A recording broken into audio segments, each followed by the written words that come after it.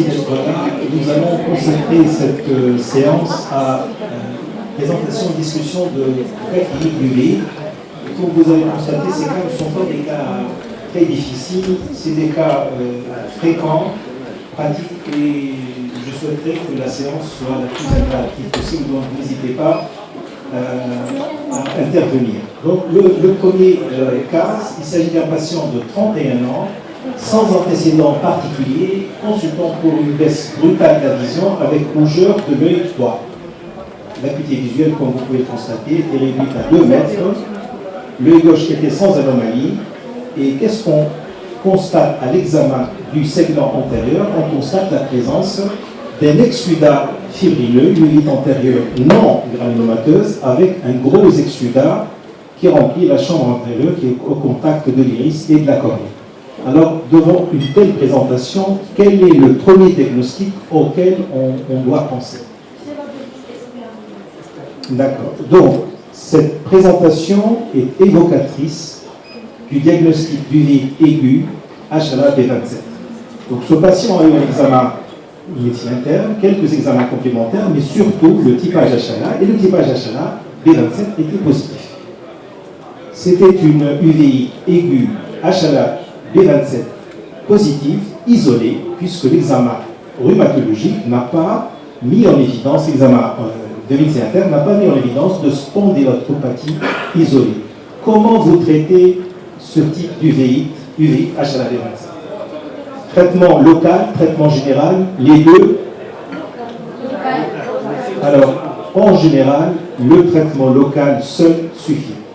Donc, on n'a pas besoin de traiter ces patients par des corticoïdes par voie orale. Donc, traitement initial d'hexaméthasone choline à forte dose avec des instillations répétées pour faire régresser cette inflammation. Et ensuite, bien entendu, cette corticothérapie par voie locale, choline, pommade, éventuellement des sous-conjonctivales si vous voulez, mais vous n'avez pas besoin, dans ces cas, de donner des corticoïdes par voie générale. Bien sûr, vous associez un traitement cycloplégique et mydriatique.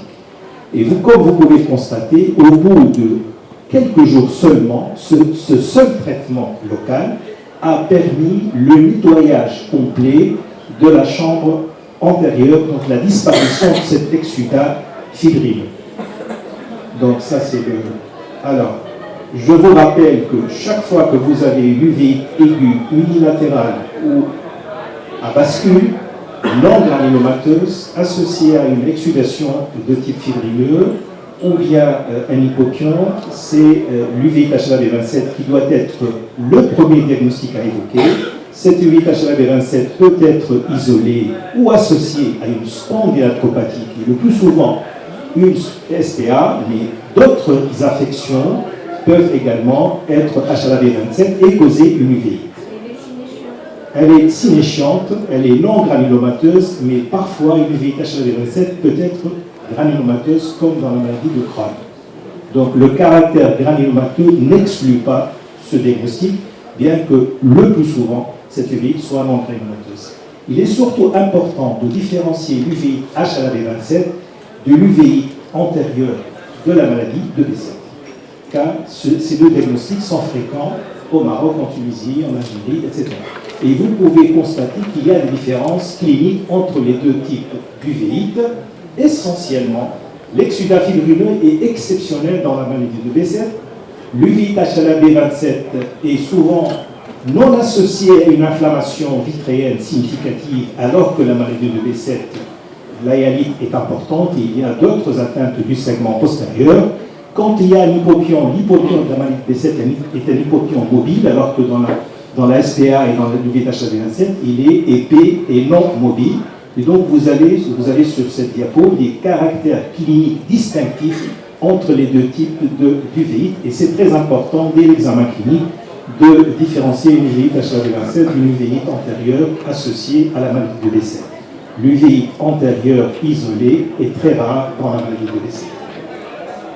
Les autres causes d'uvite sont le plus souvent granulomateuses, comme l'uvite virale, les uvites de la sarcoïdose ou de la tuberculose, Donc il est généralement aisé de différencier entre l'uvéite HLA-B27 et les autres uvéites infectieuses ou non infectieuses. Est-ce qu'il y a des questions sur ce cas de figure assez fréquent chez nous?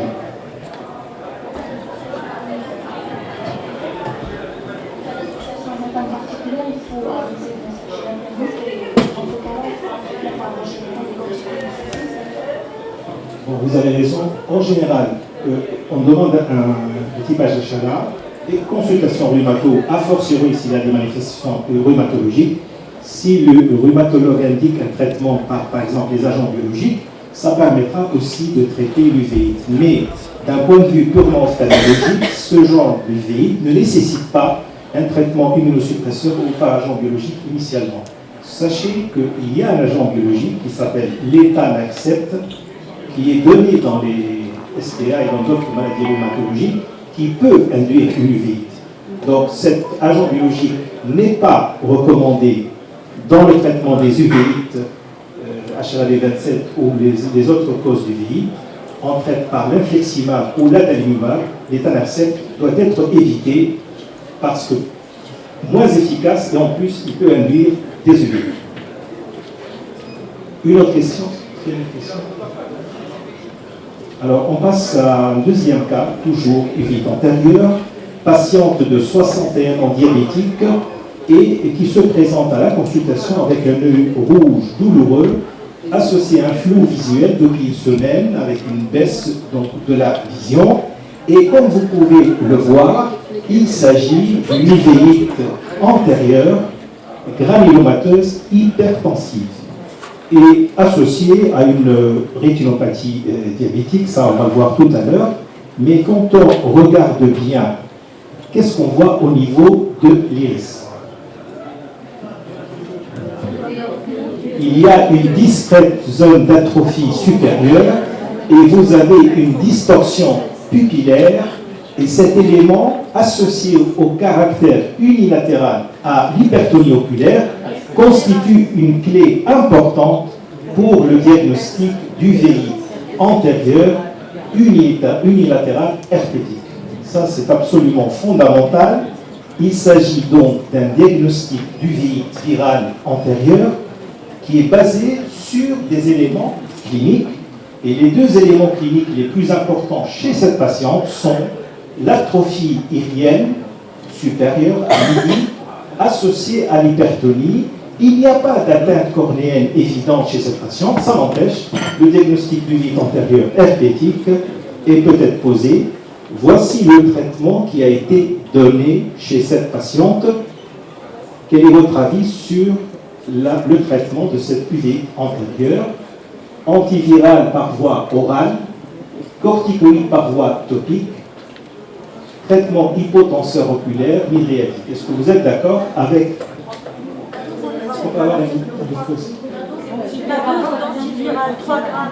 Alors pour l'uvéite antérieure, on n'a pas besoin de donner 3 grammes. En général, on donne 3 grammes de Ziltrex ou d'équivalent dans les nécroses rétiniennes. Dans l'uvéite antérieure et dans la kératovéite, on peut donner 1 gramme, 1 gramme et demi. On peut donner parfois au début 2 grammes, mais en général, on n'a pas besoin de doses aussi importantes que celles qui sont nécessaires dans les uvéites postérieures virales, qui sont plus graves. C'est associé au traitement antiviral? Oui, alors, en général, on peut donner, s'il n'y a pas de kératite superficielle associée, vous pouvez donner d'emblée le traitement antiviral et les corticoïdes par voie topique. Ce n'est pas comme dans la toxo où il faut attendre. Mais parfois, on attend 24 heures, mais le fait d'associer les deux en même temps, c'est tout à fait possible. Un antiviral local, s'il vous plaît? L'antiviral local n'est pas recommandé dans le traitement des uvéites antérieures herpétiques. Il est préférable et souhaitable de donner l'antiviral par voie générale, par voie orale.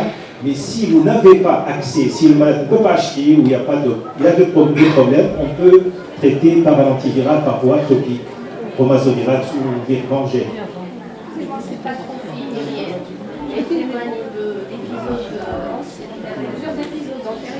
C'est vrai que souvent les atrophies importantes témoignent durée récurrente d'épisodes. Mais parfois, dès le premier examen, on peut avoir une petite atrophie, et alors que le malade ne rapporte pas de signes de poussée antérieure. Et pourquoi cortisone pendant 20 jours? Non, le traitement corticoïde doit être, on commence en général à peu près 6 gouttes par jour, et ensuite on diminue progressivement, et tant que le malade est sous corticoïde, il faut le garder sous traitement antiviral. Et il ne faut jamais arrêter brutalement.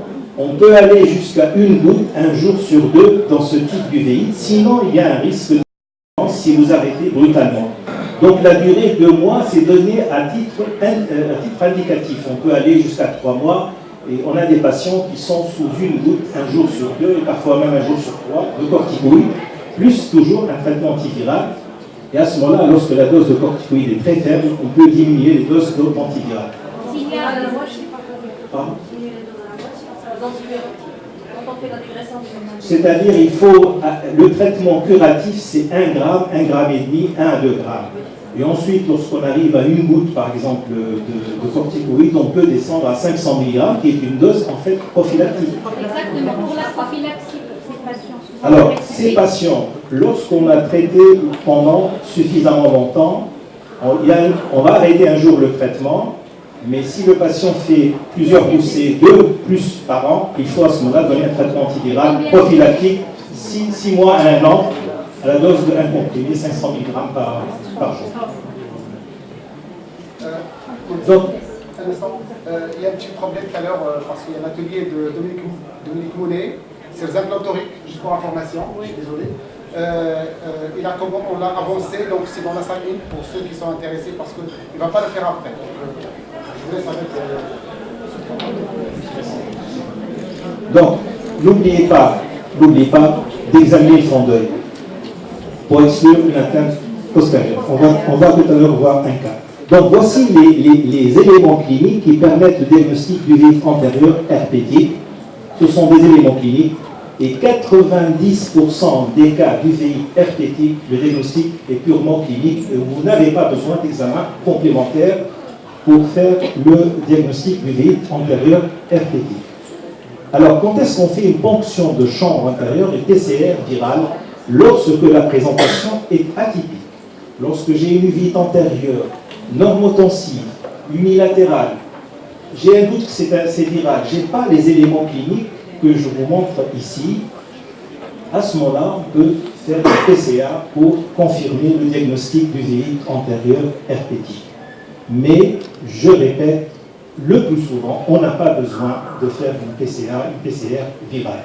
Le traitement, donc, voilà, antiviraux, traitement cortico. Est-ce qu'il y a une autre question sur ce cas? C'est juste à propos d'un cesse hémorragique, qu'on constate parfois, c'est des points hémorragiques. C'est comme c'est des points nécrotiques, mais c'est hémorragique au cours des phases actives. Absolument. Iféma ou suffusion hémorragique sur l'iris, c'est un élément en faveur de l'herpès. Alors, troisième cas, alors c'est un peu la même chose, là on va aller un peu plus rapidement. C'est un patient qui a été diagnostiqué initialement, vous avez une uvite granulomateuse, modérément hypertensive. Voici les résultats de l'examen de notre collègue qui a référé le patient, et le diagnostic initial chez ce patient était, comme pour la patiente précédente, uvite antérieure herpétique, antérieure. Et traitement, valacyclovir par voie orale, traitement corticoïde par voie topique. Mais en fait, c'était une nécrose rétinienne. Donc, si vous ne faites pas l'examen ouvert à 3 miroirs systématique devant toute uvite antérieure, unilatérale ou même bilatérale, vous pouvez passer à côté de quelque chose de beaucoup plus grave qui nécessite une hospitalisation, qui met en jeu le pronostic visuel, qui n'est pas du tout limité au segment antérieur, c'est une atteinte postérieure, c'est un syndrome d'Arne, et ce syndrome d'Arne, voici les éléments cliniques qui permettent le diagnostic de ce syndrome de nécrose rétinienne aiguë.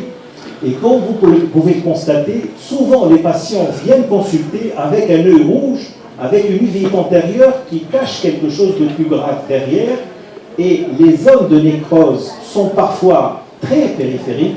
Et si vous vous contentez d'un examen rapide, sans dilatation, sans verre à 3 miroirs, vous risquez de passer à côté de ce diagnostic beaucoup plus grave. Donc, c'est un diagnostic clinique.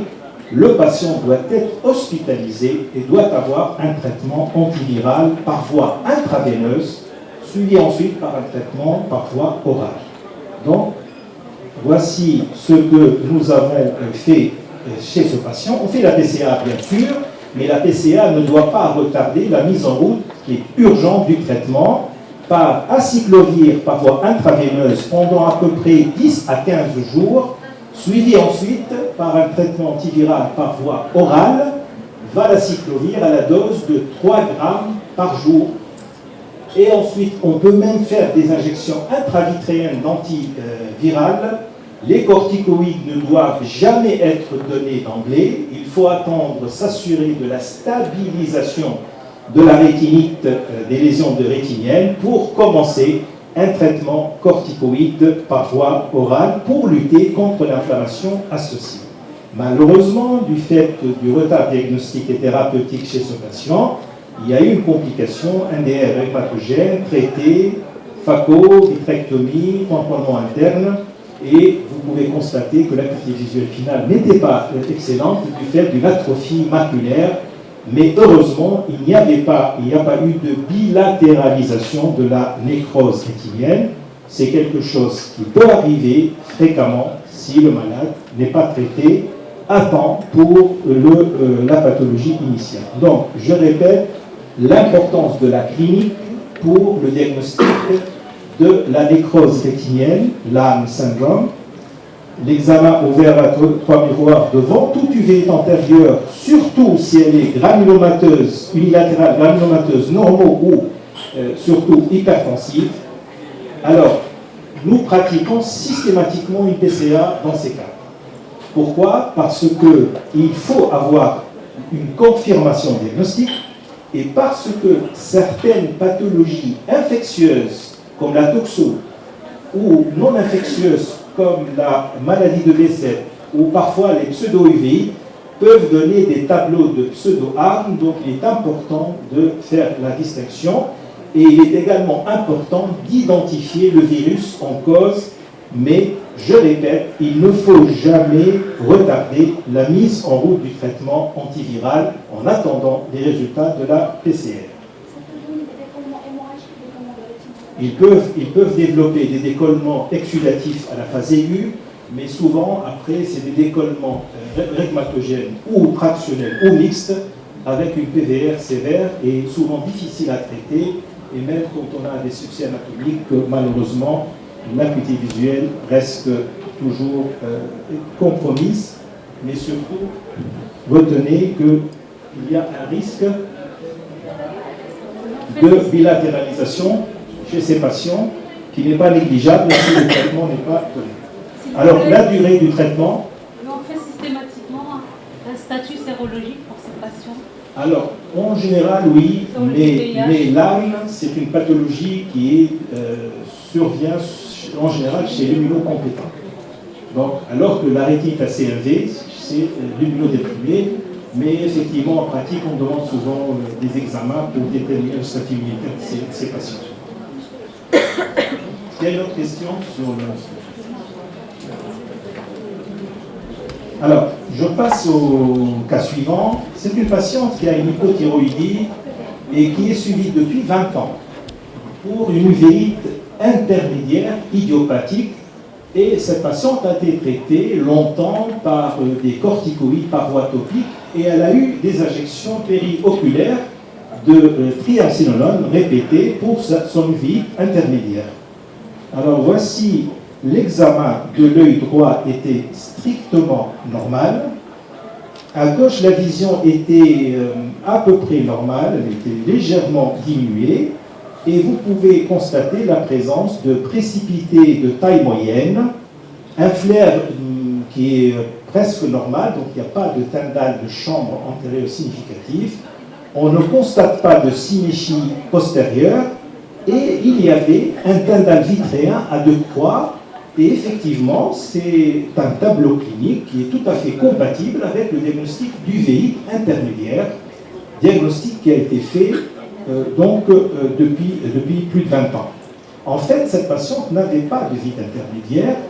Quand on regarde bien l'iris de l'œil atteint, par comparaison avec l'autre œil, on constate pas tellement une hétérochromie. C'est vrai que sur la photo, on a l'impression qu'il y a une différence de couleur, mais surtout ce qu'on voit chez ces patients, un iris qui est atrophique de façon diffuse, avec des crites qui sont estompées. Donc il y a des modifications trophiques de la surface ilienne, mais il n'y a pas d'atrophie sectorielle. C'est vraiment diffus et associé à des précipités qui, pour certains du moins, paraissent ont un aspect stellaire.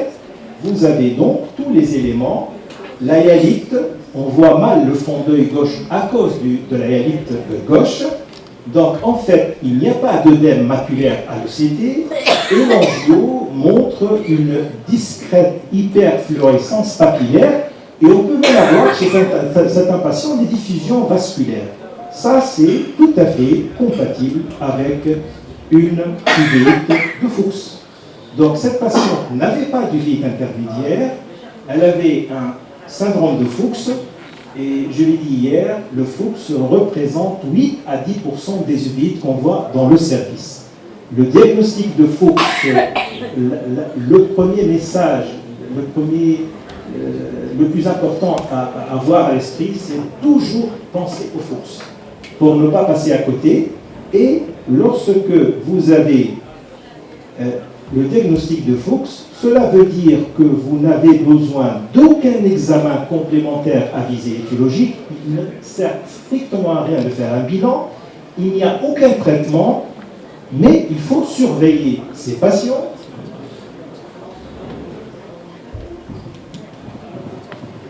Pourquoi les surveiller? Parce qu'ils peuvent développer une cataracte et un glaucome. Voici résumé.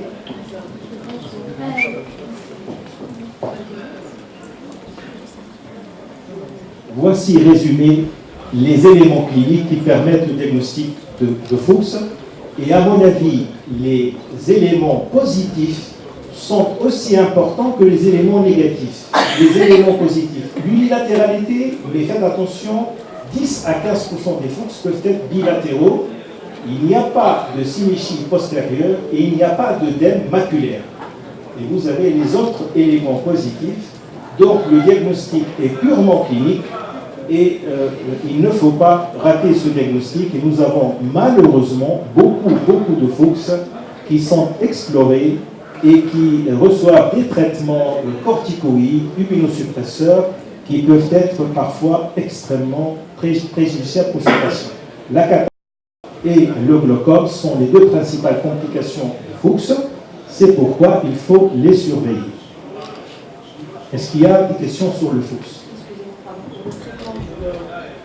Pour les traitements de l'hypertonie oculaire au cours du Fuchs, vous préférez quelle molécule? En général, on peut donner... souvent, on est obligé, parce que le glaucome du Fuchs, c'est un glaucome extrêmement difficile à traiter. Voilà. Donc, on est obligé pratiquement d'avoir recours à toutes les molécules. On essaie de laisser en dernier les analogues de prostaglandine, de ne pas les donner d'emblée, mais on peut les donner. C'est pas du tout... Il est préférable de ne pas les donner. On donne toutes les molécules peuvent être données. Et en dernier recours, on donne donc les analogues de prostaglandine. Mais malheureusement, souvent, ce sont des glaucomes qui nécessitent donc la chirurgie. Et la chirurgie, c'est une chirurgie à haut risque d'échec et de complications. Donc, le Fuchs est une maladie bénigne, sauf quand il y a un glaucome associé. La cataracte est facile à opérer, ça ne donne pas d'inflammation particulière, on ne suit pas les précautions qu'on a l'habitude de suivre dans les cataractes uvéitiques. Donc, à part le glaucome, le reste est facile à gérer. Donc en fait, par rapport à l'hyalite, j'ai une patiente qui est suivie pour un Fuchs et elle a vraiment l'hyalite qui la dérange beaucoup. Est-ce que, c'est-à-dire la vitrectomie peut être envisagée si à quelle acuité? Je suis d'accord que parfois la hyalite pose problème. il nous est arrivé exceptionnellement de faire des latéraux du de Kenaka, donc c'est en général à éviter, sauf si. Et la vitrectomie est également exceptionnellement pratiquée. Elle peut améliorer la situation, mais les indications sont très très rares. C'est une chirurgie à risque. Et la plupart des patients, en l'absence de cataracte, de glaucome, ont souvent des acuités relativement bien conservées, même s'ils sont très gênés par les mouches volantes. Donc, vitrectomie, c'est possible lorsque vraiment il y a une baisse importante de la vision et que cette baisse est due à la hyalite importante. On peut discuter la vitrectomie, mais il faut faire attention. Est-ce qu'il y a une autre question? La présence de vaisseaux au niveau de l'orgue, est-ce que c'est un signe constant dans le temps? Bon, c'est vrai qu'on ne fait pas tout le temps des gonioscopies, mais lorsqu'on fait une gonioscopie, on va trouver un canal de chaîne visible, on peut trouver des anomalies vasculaires qui expliquent d'ailleurs le signe d'Amsler, que je n'ai pas mentionné. Mais le signe d'Amsler, c'est un signe lors de la chirurgie de la cataracte. On ne va pas attendre le signe d'Amsler pour faire le diagnostic de Fuchs, il faut le faire bien avant, et c'est tout à fait possible dans quasiment 99% des cas de Fuchs. Oui. C'est à propos de Tandal, c'est un Tandal qui est inflammatoire. Ça ne répond pas aux anti-inflammatoires. Tandal vitréen. La chambre antérieure, comme je vous l'ai dit, souvent il n'y a pas de tendal significatif et le flair est souvent très peu élevé. Mais le tendal vitréen, c'est un tendal inflammatoire. Mais ce tendal est un peu particulier. Il peut répondre lorsque vous faites des latéraux bulbaires. Mais le problème, c'est que ça récidive et ça peut provoquer une hypertonie oculaire. Et donc, c'est pourquoi on ne recommande pas le traitement corticoïde ni par voie topique, ni par voie périoculaire, ni par voie orale dans le Fuchs. Alors, je passe au 5e cas. Alors, c'est une patiente, je pense, de 35 ans, baisse de l'acuité visuelle de l'œil droit, 3/10 à droite. Alors, le segment antérieur et vitré était calme. Et voici ce qu'on voit à l'examen du fond d'œil. On voit des lésions choroïdiennes, multifocales, actives et avec association de lésions actives et de lésions inactives. Quel est le terme qui pourrait caractériser ces lésions? Voilà. Donc, l'aspect de certaines lésions paraît serpéginoïde ou pseudo-serpigineux. Et on voit bien que ce sont des lésions profondes. Donc, ce n'est pas des lésions de rétinite, c'est des lésions de choroïdite. Chorio-rétinite ou choroïdite. Dès que l'on utilise le terme de serpigineux ou de pseudo-serpigineux, on pense à quelque chose. La tuberculose. Voilà. Donc, ça, c'est. Quand vous avez ce type de présentation, c'est le premier diagnostic auquel on doit penser. L'angio montre bien l'imprégnation des lésions actives, elle montre également les lésions inactives cicatricielles, l'ICG. Bon, on n'a pas besoin de faire l'ICG, la fluo, oui, mais même la fluo, on peut à la limite parfois se passer de cet examen, se contenter des photos du fond d'œil et de l'OCT. Voici l'OCT qui montre l'œdème, les DSR et des lésions. Donc, ce tableau, comme je l'ai dit, on pense tout de suite à la tuberculose et il faut faire un bilan de tuberculose avant toute chose. C'est la priorité absolue et vous pouvez constater que chez ce patient ou patiente, j'ai oublié, l'IDR était fluide et que le quantifiant était positif. Là, l'examen pneumo, l'examen de médecine interne ne permet pas de déceler de signes de tuberculose extra-oculaire. C'est le cas de 80% de nos patients atteints de tuberculose oculaire présumée. Donc, il ne faut pas s'attendre à avoir un bilan de tuberculose positif. Donc, en dehors de la positivité de l'IDR et ou du quantifiant, et lorsque vous avez une présentation clinique évocatrice de tuberculose et que l'IDR est franchement positif et au quantifiant positif, là, vous faites le diagnostic de choroïdite tuberculeuse et vous devez traiter le patient, vous devez donner un traitement anti-tuberculeux. Quantifiant. Alors, en général, le traitement anti-tuberculeux, c'est une quadrithérapie pendant 2 mois. Et ensuite, pendant 4 à 9 mois, on donne une bithérapie. Donc en général, la tuberculose oculaire, il y a des gens qui traitent pendant 6 mois seulement, et d'autres pensent qu'il faut traiter pendant 9 à 12 mois au total. Et en général, on associe un traitement corticoïde également. Peu de gens donnent uniquement un traitement antituberculeux seul dans les choroïdites pseudo-serpigineuses tuberculeuses. Il est important de différencier la choroïdite pseudo-serpigineuse tuberculeuse de la choroïdite serpigineuse idiopathique vraie, parce que la choroïdite serpigineuse, qui fait partie des syndromes des taches blanches, est considérée comme une affection non infectieuse. Et en général, lorsqu'on a une serpigineuse typique, on donne des corticoïdes, des immunosuppresseurs. Néanmoins, même devant une choroïdite serpigineuse, vous devez faire un bilan de tuberculose. Il y a jusqu'à 30% de cas dans la littérature de serpigineuse avec un bilan de tuberculose positif. Et dans ces cas-là, il faut donner un traitement antituberculeux. Mais dans la pseudo-serpigineuse, c'est quasiment, dans l'écrasante majorité des cas, on trouve quand même une tuberculose. Et si le bilan initial de tuberculose est négatif, devant une choroïdite pseudo-serpigineuse, il faut faire très attention lorsqu'on va donner des corticoïdes seuls, de bien surveiller les patients parce que le bilan de tuberculose peut être faussement négatif. Alors, il y a une chose qui peut se passer lorsqu'on traite ces pseudo-serpigineuses. On peut avoir ce qu'on appelle une aggravation paradoxale. Donc, on donne le traitement antituberculeux et on constate que les lésions augmentent, s'étendent. Et là, paradoxalement, il ne faut pas arrêter les corticoïdes ou il faut renforcer le traitement corticoïde. C'est une aggravation paradoxale, ce n'est pas une véritable résistance au traitement. Donc il faut le savoir, c'est pas très fréquent, mais c'est pas inhabituel. Et vous pouvez constater que si le patient est traité comme il se doit, l'évolution est favorable, mais encore faut-il que le traitement soit suffisamment prolongé et parfaitement bien suivi. Donc, pensez à l'étiologie tuberculeuse devant toute forme d'uvée et surtout devant 3 situations ou 4 situations. Une uvite antérieure granulomateuse, bilatérale ou unilatérale avec synéchie à base large. Uvite intermédiaire, la tuberculose peut donner une uvite intermédiaire, mais surtout il y a 2 présentations qui sont évocatrices de la tuberculose, la choroïdite multifocale pseudo-serpigineuse et également les vasculites rétiniennes occlusives, comme dans le cas en bas à droite. Quand vous avez une périphlédite occlusive, quand vous avez ischémie rétinienne à l'angio, quand vous avez des néovaisseaux, vous pensez à 2 diagnostics, la maladie de Bessel et la tuberculose. Si ce n'est pas une maladie de Bessel, c'est une tuberculose.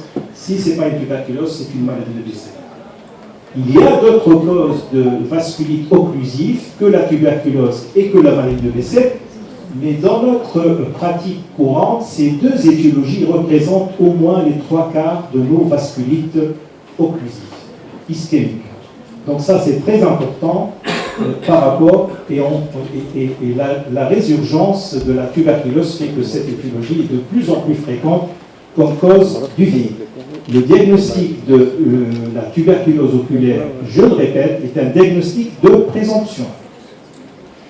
On a rarement des stigmates de tuberculose extraoculaire, donc la présentation clinique de l'UVI et la positivité de l'IDR et ou du quantiférant, et bien entendu la réponse du patient, la réponse de l'UVI au traitement antituberculeux et corticoïde.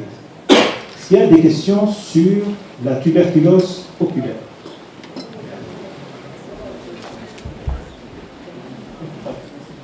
Alors, une petite question, je voulais savoir est-ce qu'il fallait démarrer le traitement avant les résultats de l'IGR du quantiférant comme pour les herpès ou il faut attendre? On attend. On ne peut pas commencer le traitement. On attend au moins l'IDR. L'IDR, c'est 72 heures. Donc, ce n'est pas aussi urgent que dans un syndrome de nécrose rétinienne où toute heure qui passe compte. Là c'est plus progressif comme évolution. Ce que nous faisons, les malades qui peuvent, parce que le quantiférant coûte cher. Donc, parfois, on ne peut pas faire le quantiférant. Donc on fait l'IDR, et si l'IDR est fortement positif, dans notre pratique, c'est l'IDR supérieur ou égal à 15, à peu près. Parfois, supérieur à 10, on peut être considéré comme positif. Et lorsque la présentation est évocatrice, là on commence le traitement antituberculeux, et on peut associer les corticoïdes secondairement, mais ce n'est pas bien codifié. On peut attendre une semaine, on peut attendre quelques jours, et on peut même commencer d'emblée le traitement antituberculeux et plus les corticoïdes en même temps, les deux en même temps. S'il vous plaît, pour le traitement corticoïde, vous démarrez en même temps que l'antibacillaire. On peut commencer en même temps, mais en général, on attend un peu, quelques jours. Mais ce n'est pas bien codifié. Si on commence les deux en même temps, ce n'est pas faux. On peut le faire. Et en général, on commence 1 mg kilo par voie orale. Et sauf, il y a des manifestations de la tuberculose qui ne doivent être traitées que par le traitement antituberculeux, comme le tuberculum choroïdien. Quand il y a un tuberculose, c'est une autre manifestation. Je n'ai pas ici les cas. Là, on donne un traitement antituberculeux seul. Quand vous avez une miliaire, quand vous avez des manifestations purement infectieuses. Parce que la choroïdite pseudoserpigineuse, c'est un mécanisme qui est à la fois infectieux et en même temps immunitaire. Dans la vasculite, c'est essentiellement immunitaire. Donc, les corticoïdes sont essentiels pour traiter ces cas, mais ils ne doivent jamais être utilisés seuls. Ils doivent être donnés en association avec le traitement antituberculeux. S'il vous plaît, le délai pour commencer en cas de vasculite occlusive avec néo-vaisseau et territoire ischémique, le délai pour commencer une photocoagulation. Alors, s'il n'y a pas de dialyte significatif, il faut commencer le laser dès que possible. Le laser est urgent s'il y a des néo-vaisseaux. S'il n'y a pas de néo-vaisseaux, s'il y a des territoires ischémiques très étendus, on peut attendre un peu que l'œil se calme pour commencer la photocoagulation à laser, mais je suis d'accord avec vous que le laser est un élément important du traitement lorsque vous avez des territoires d'ischémie étendus, associés ou non à des néo-vaisseaux papillaires ou très rétiniens.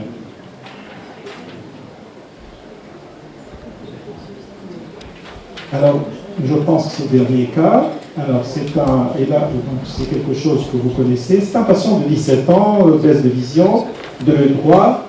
Et ce patient donc s'est présenté avec une uvéite bilatérale asymétrique, plus importante à droite. Et on voit bien que l'uvéite antérieure est non granulomateuse.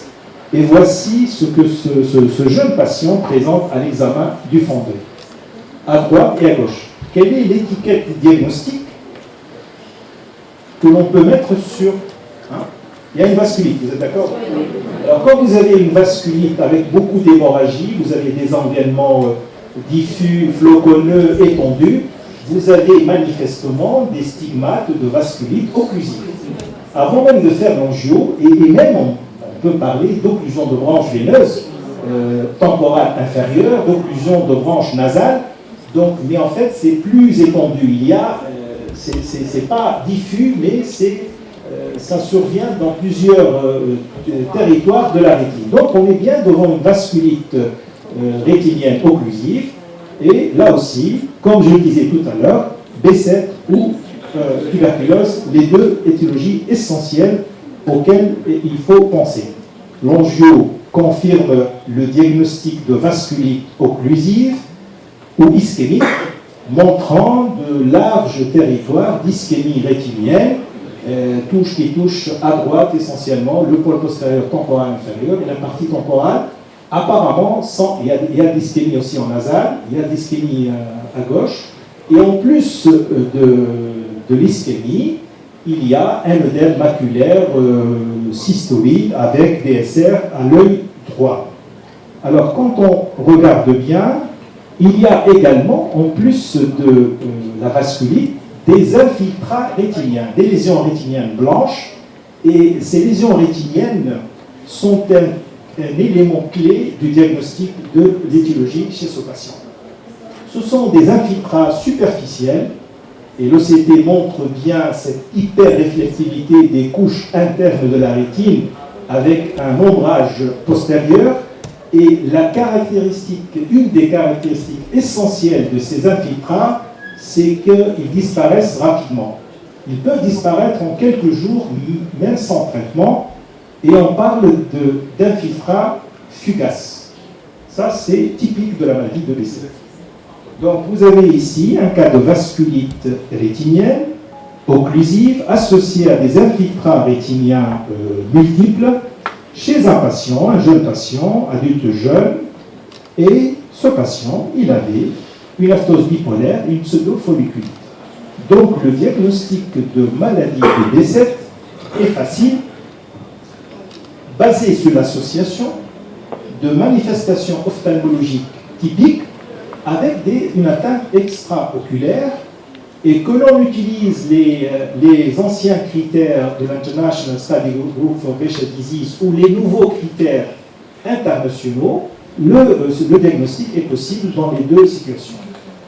Alors, supposez que ce patient n'a aucune manifestation extra-oculaire. Il n'a pas d'aphthose buccale, n'a pas d'aphthose génitale, pas de pseudofolliculite, le pater-J-test est négatif. Est-ce qu'on peut quand même, après avoir éliminé des causes infectieuses, retenir le diagnostic de B7 oculaire isolé? Oui. La réponse est oui. Donc c'est ça qui est important. Dans 10 à 20% des cas, les patients ne présentent pas, comme ce patient, suffisamment de critères pour faire le diagnostic de maladie de B7. Le HLA-B51 n'a pas de place pour le diagnostic on ne le demande pas à viser diagnostic. Même dans l'atteinte isolée, ce n'est pas considéré comme un critère diagnostique. Non. Peut-être. Alors, sur le plan thérapeutique, en général, ces patients doivent être traités en urgence par des corticoïdes et il faut leur donner, quand vous avez la possibilité de le faire, des agents biologiques. Et malheureusement, comme vous savez, l'accès aux agents biologiques peut être difficile pour des raisons parfois de coûts et de prise en charge, etc. Donc, si on ne peut pas donner les agents biologiques, on va se contenter du traitement immunosuppresseur conventionnel, classique, qui est essentiellement basé sur l'imurène, l'azathoprine, et dans les formes sévères, on peut même associer l'azathoprine à la cyclosporine. Mais a priori, c'est une indication, car il s'agit d'une forme de B7 sévère, c'est une indication de première intention des agents biologiques infliximab ou adalimumab. Bien entendu, la photocoagulation sectorielle au laser des ondes de non-perfusion est importante, mais le traitement médical est la chose essentielle. Voici donc ce qui a été fait. Donc, les clés du diagnostic de l'atteinte oculaire de la maladie de B7. Et j'insiste de nouveau sur l'importance du diagnostic, même en l'absence d'aphthose buccale, d'aphthose génitale, etc., adultes jeunes. Sexe masculin, dans notre pratique, c'est 70% à peu près, ou 75% des patients. Et bien entendu, nous sommes dans une région où la maladie de B7 est fréquente. Atteinte bilatérale dans plus de 80% des cas, mais attention, une atteinte unilatérale n'exclut pas le diagnostic. 20% à peu près des B7 peuvent se présenter initialement avec une atteinte unilatérale. Il s'agit le plus souvent d'une pan-uvéite, d'une uvéite postérieure. L'uvéite antérieure isolée est très rare. Si vous avez une uvéite antérieure isolée, vraiment isolée, il est peu probable que ce soit un B7. La rougeur est modérée ou absente. C'est une uvéite non granulomateuse. Quand il y a un hypopion, c'est un hypopion qui bouge, qui est mobile. Lorsqu'on met le patient en décubitus latéral, on voit que l'hypopion bouge. Et c'est un hypopion fugace qui peut disparaître lui aussi en quelques jours, même spontanément.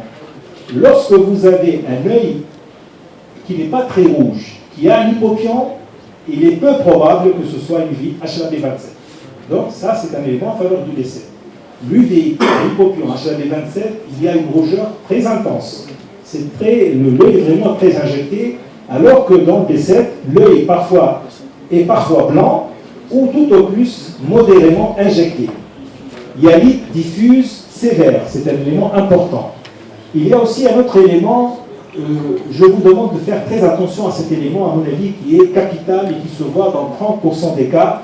Ce sont les exsudats vitréens perlés qui ressemblent aux œufs de fourmi, qui sont souvent de siège inférieur. Et ça, c'est un élément très, très évocateur également de B7.